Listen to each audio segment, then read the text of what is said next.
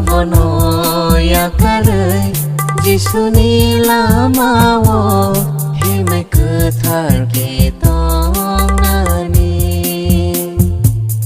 himai ketar ketongani sumsobai kupolo manakni lamale besukse wana masingsa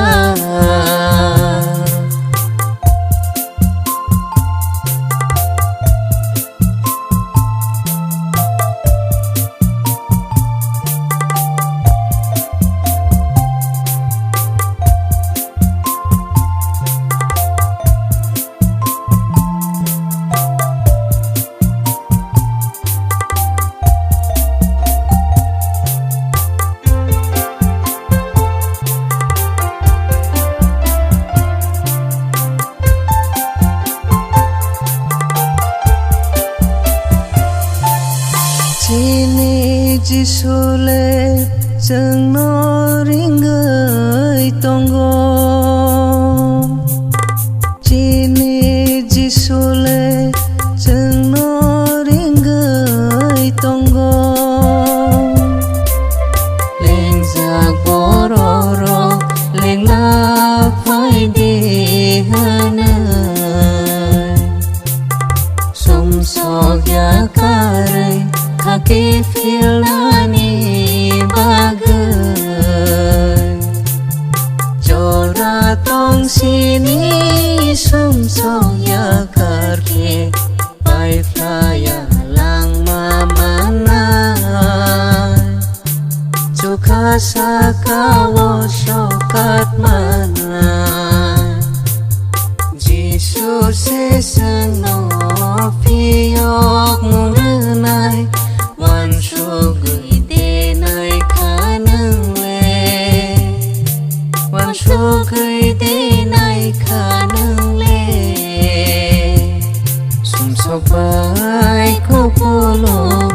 manakni lamale Besukse wana masingsa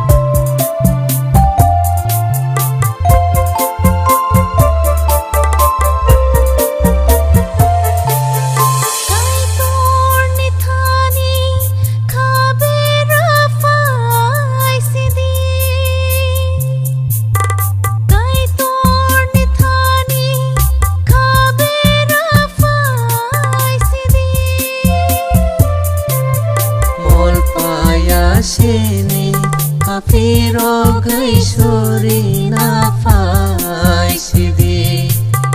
kai toro poito ragai baca waito lai siwana menagni pohoro fai manyake lang mani motok no mangelak lang mani Sabo mukti sajagala Jesus seseno matangay mano Wan sugui denai kanang le Wan sugui denai kanang le Sumsok bai kupolo